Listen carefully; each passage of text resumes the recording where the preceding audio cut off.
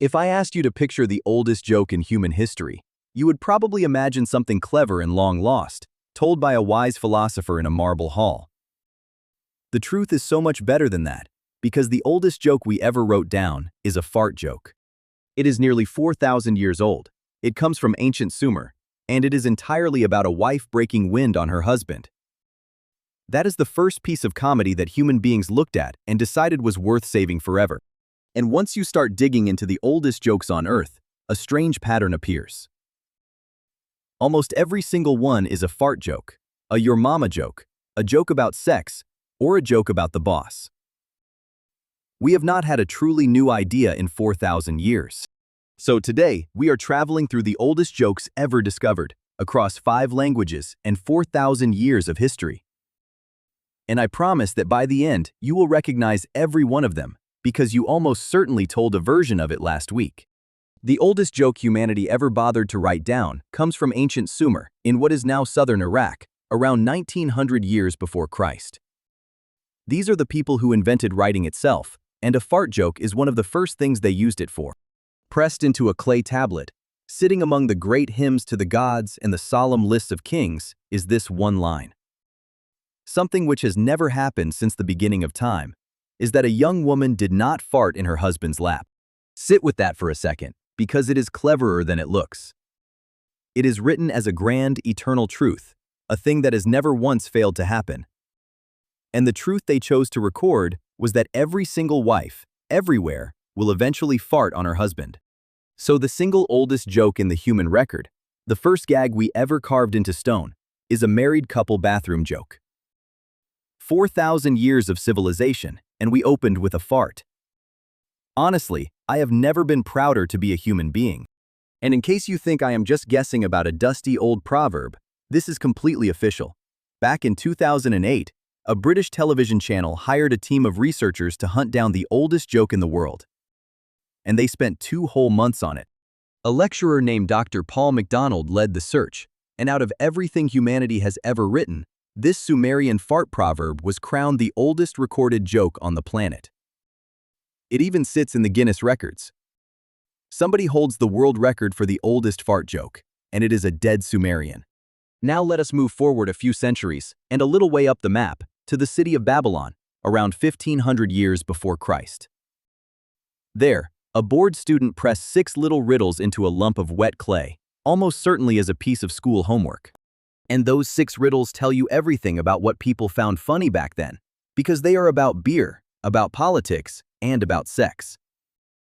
3,500 years ago, in the earliest comedy material we have, it was already beer, politics, and sex.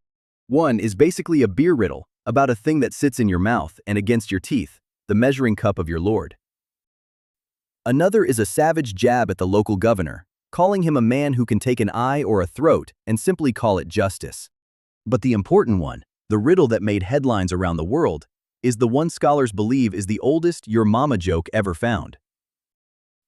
After 3,500 years buried in the ground, humanity's first recorded your mama joke had finally been dug back up out of the sand. And here is the tragedy. The clay tablet is cracked and broken in exactly the wrong place, right where the punchline used to be. We have the setup to the oldest your mama joke in history, and the punchline itself has crumbled into dust. It is gone, and it is never coming back. And it somehow gets both funnier and sadder. The single tablet was dug up in 1976 and then quietly lost, so nobody can even go back and check it. And the experts who translated what was left have admitted that they do not really understand half of these ancient jokes anyway.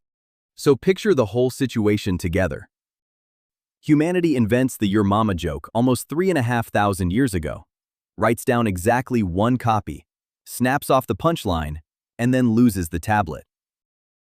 We are, and this is now scientifically confirmed, a deeply silly species. Our third stop is ancient Egypt, around 1,600 years before Christ, on a document called the Westcar Papyrus. This one is a proper joke, with a clean setup and a real punchline, and it is aimed squarely at cheering up a bored and grumpy king. The joke goes like this: how do you entertain a bored pharaoh? You take a boat, and you fill it with young women who are wearing nothing at all but fishing nets. and you sail it slowly down the river Nile. And then you gently encourage the pharaoh to go fishing. I love this one because it is quietly doing three jobs at once. It is the world's oldest how do you joke in the exact format your uncle still uses. It is the oldest known trick for distracting your bored boss. And like everything else so far, it is a bit horny. But all of these are still single, lonely jokes, scattered one at a time across broken tablets. The truly jaw-dropping moment in the history of comedy is the day somebody finally sat down and collected a big pile of jokes together into an actual book. About 1600 years ago, in the twilight of the Roman world, somebody did exactly that. They compiled the oldest joke book that still survives today, and it has the wonderful title, Philogelos, which simply means the laughter lover. Inside it, they collected 265 jokes. And reading it today is genuinely uncanny because it works just like a modern comedian's notebook. It runs on stock characters, the way we lean on dumb blonde jokes. Their favorite target was the scholasticos, basically the absent-minded professor, a man stuffed with book learning and no common sense at all. Here is one of their professor jokes, and I want you to notice that it still lands perfectly today. A dim scholar goes swimming and very nearly drowns. So afterwards, he swears a serious, solemn oath that he will never get into the water again, until the day he has properly learned how to swim. Here is another one that has not aged a single day. A chatty barber asks the great scholar how he would like his hair cut. And the scholar thinks about it carefully, looks the barber dead in the eye, and says, "If you would be so kind, cut it in silence." They did dark comedy too, and they were good at it. A pushy astrologer reads the stars for a very sick little boy, promises the mother years and years, then instantly demands his money. When she says, "Please come back tomorrow," he asks what happens if the boy dies overnight and he loses the fee. And they absolutely did the savage one-liner.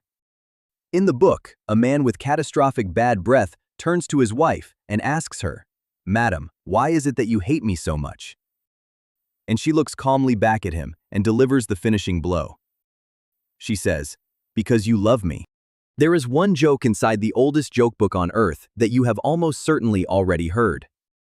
The ancient Greeks wrote it down about 1600 years ago, and I am going to tell you their version of it first, exactly as it appears. And it goes like this. A man storms back to a market trader, absolutely furious, complaining that the slave he just bought has gone and died on him. And the trader gives a big, innocent shrug, spreads his hands wide, and says, "Well now, that is strange, because when he was with me, he never once did anything like that." If that sounds strangely familiar, it absolutely should, because that is the Monty Python Dead Parrot sketch. It is the exact same joke, beat for beat, the furious customer and the shameless seller insisting the dead thing is fine. John Cleese performed it in 1969, 1600 years after a Greek wrote it down first. A real classical scholar sat down, checked it, and confirmed the whole thing. One of the most famous comedy sketches of the 20th century had already been written before the fall of Rome. Comedy did not evolve at all. Somebody just took the exact same joke and quietly swapped the dead slave for a dead parrot. We have one last stop on the tour, and it jumps us forward to early medieval England, about 1,000 years ago. In a great book of holy poetry called the Exeter Book, a group of monks sat patiently copying out sacred verse by candlelight. And tucked in among the holy poems, they wrote down riddles that are genuinely filthy. These riddles run entirely on a dirty double meaning, and one of them is famous for it. Here is how it describes a certain mystery object. It stands up tall and stiff in a bed. It is a joy to women. A young woman grabs hold of it, rushes towards it, covers its red skin, and afterwards her eye is wet. Now, your brain has already sprinted off to one very specific place, and the monk who wrote this down knew for a fact that it would. That is the entire joke. Because the honest, innocent answer to the riddle is simply an onion. It was a trap all along, and the dirty mind in this room is yours, not his. And it was not a one-time accident either. The same book has a riddle whose clean answer is a door key, and another whose clean answer is a lump of bread dough, both written to sound extremely rude. Medieval monks, of all the people in the world, invented the get your mind out of the gutter joke.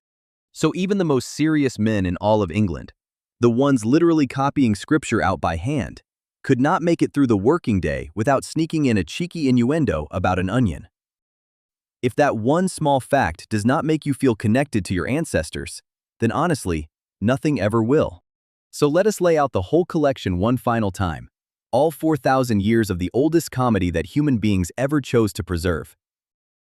Out of absolutely everything they could have saved for us, this is the material they decided was worth keeping. A Sumerian fart joke. A Babylonian your mama joke with the punchline snapped clean off. An Egyptian joke about a boatload of women in fishing nets. A Greek joke about a dead servant that later became a dead parrot. And an English monk quietly giggling about an onion.